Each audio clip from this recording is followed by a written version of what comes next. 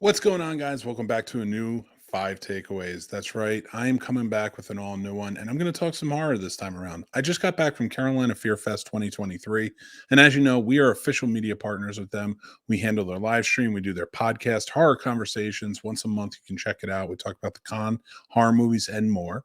But I wanted to talk about my five favorite movies from the celebrity guests that were there this year and kind of really get into it. Now, I've gone pretty in depth about things, and on the next couple of podcasts, we'll get more in depth about it. So make sure that you're checking them out, following us, subscribing the whole nine, and listening because you're going to hear some great stories. I also want to give a special shout out and thanks to the podcast Arcane Carolinas. Thank you to them. I got pretty sick on Sunday and I couldn't do one of the panels, and they took over for me. And I just want to say thank you so much to them. They're really nice, and I wanted to give them a cool shout out. So thank you, Arcane Carolinas. I got a really cool podcast. Go check it out. They talk a lot about horror and things like that. So it's really fun. So let's get into it. Number 5 on my list is Barbara Crampton, who was a great guest this year, and I was able to host a panel with her. It's Chopping Mall. It's got a special place in my heart. It's so fun. It's robot security guards gone wrong in a mall, and it's chasing down teenagers, and it's a great time. The cast is great: Kelly Maroney, Barbara Crampton, and more. So if you haven't seen it, you should definitely check this one out.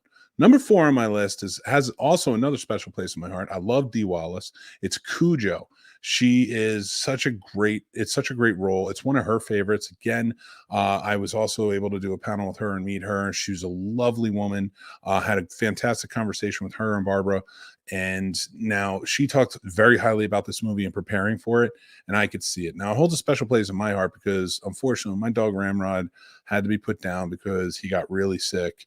I came home, it's because horror movies kind of ease me and they make me feel good. I sat and I watched Cujo, and it's something about it just made me feel really good. So it stays with me as a special place. So it's definitely on this list. And I will get into more because I do love Dee Wallace's performances and other things as well. Now, number 3 on my list is the Friday the 13th remake. That's right. Derek Mears was there. I've had the chance to meet him before. Wonderful guy, very sweet and very nice, very caring. He was there. Everybody seemed to really care and care. Everybody seemed to really have a good time talking to him, things like that. But yeah, I loved how he performed in this. He's very much like a hunter in it, and it was a very different type of performance, and I really dug that about him. Very vicious, very just different, and I enjoyed that. So Derek Mears, you're definitely on this list for that. So Friday the 13th remake. Now, number 2 on my list is one that kind of came around. I watched it the first time. I didn't love it the first time. It was very good, and I appreciated that because I love Guillermo del Toro, but it's Nightmare Alley. It was one of those ones I watched it a few times after that, and I truly fell in love with what it was. And I also got to do a panel and talk to and meet Troy James, Twisty Troy. That's right. He was one of the contortionists. He played the Snake Man in Nightmare Alley, and he was in this movie. And it's definitely on this list. I absolutely love it. And number 1 on my list, because Robert Mukes was there and he was so much fun to talk to and had a great time with him, is House of a Thousand Corpses. I can't believe it's 20 years since this came out. I love this movie. It is vicious. It's crazy. It's one of Rob Zombie's absolute best. And it's so in your face, wild and weird. And for its time, it was way ahead of its time. It was changing the game in horror.